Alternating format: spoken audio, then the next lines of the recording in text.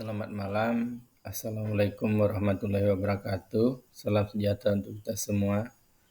Bapak dan Ibu sahabat EBDR, pada tugas kedua, artikel jurnal yang terakreditasi SINTA pada mata kuliah Studi Komparatif Pendidikan Dasar di berbagai negara dengan topik Gender di Pendidikan Dasar. Izin perkenalkan diri saya, Nyoman Tulis, mahasiswa Magister Pendidikan Dasar Universitas Terbuka. Bapak dan Ibu, dalam mempelajari dan menganalisis sebuah artikel, perlu kita memahami terlebih dahulu identitas artikel tersebut. Yang pertama itu, judulnya adalah pengaruh karakteristik gender terhadap hasil belajar siswa pada mata pelajaran matematika di kelas 5 SD Negeri 32 Palembang. Penulisnya adalah Nadia Karisma, Eni Heldayani, dan Tansimah. Jurnal ini diterbitkan oleh Bada Jurnal Ilmiah Pendidikan Dasar pada volume 4 nomor 2 tahun 2022 yang terakreditasi SINTA. Dari analisis artikel pengaruh karakteristik gender terhadap hasil belajar siswa pada mata pelajaran matematika di kelas 5 SD Negeri 32 Palembang, kita dapat mengetahui tujuan penelitian dan metode penelitian yang digunakan. Penelitian ini bertujuan untuk mengetahui sejauh mana perbedaan hasil belajar antara siswa laki-laki dan perempuan dalam pembelajaran matematika di kelas 5. Sedangkan metode yang digunakan adalah kuantitatif dengan teknik pengumpulan data melalui tes dan dokumentasi. Sampel penelitian terdiri dari 52 siswa kelas 5A dan 5B dengan teknik sampling total.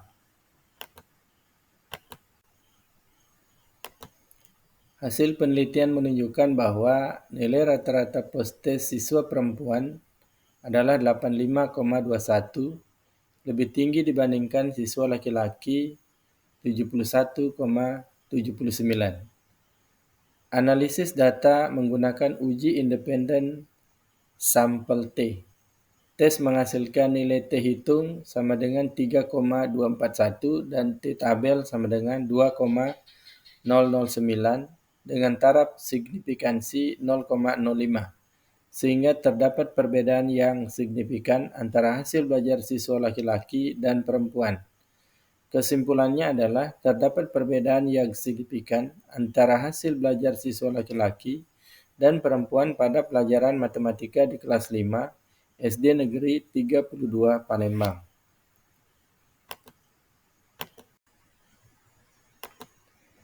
Keterkaitan dengan pengalaman mengajar di sekolah.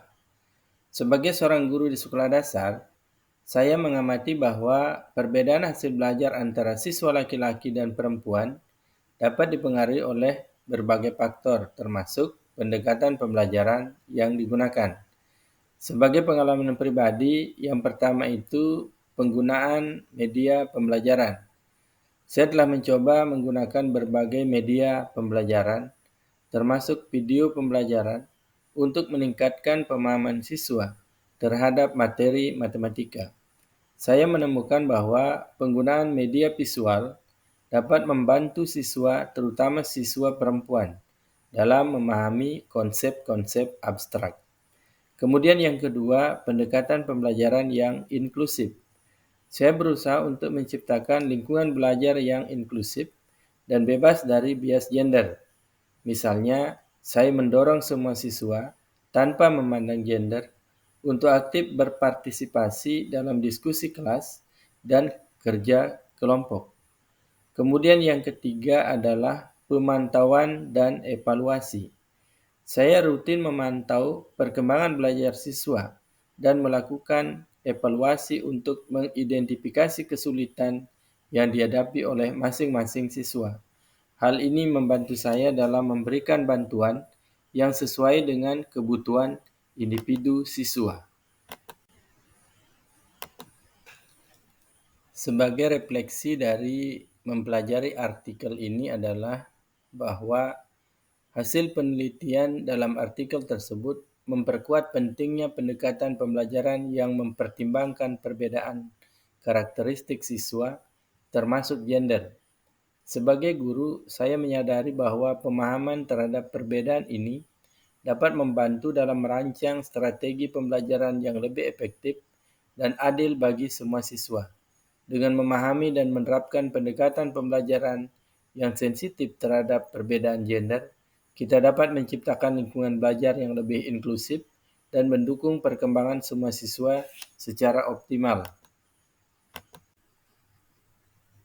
Sebagai keterkaitan artikel dengan pengalaman mengajar di sekolah, dapat kita simpulkan bahwa membangun pendidikan dasar yang adil gender adalah langkah awal menciptakan generasi pembelajar yang setara, aktif, dan percaya diri. Pendidikan bukan hanya tentang angka, tapi juga tentang kesempatan yang adil bagi semua. Terima kasih Bapak Ibu semuanya. Demikian analisis dan paparan saya terkait hal-hal penting yang dibahas pada artikel tersebut, dan juga keterkaitan pembahasan dengan pengalaman saya mengajar di sekolah tempat bekerja. Mohon saran dan masukannya dalam hal menganalisis. Selamat malam. Wassalamualaikum warahmatullahi wabarakatuh.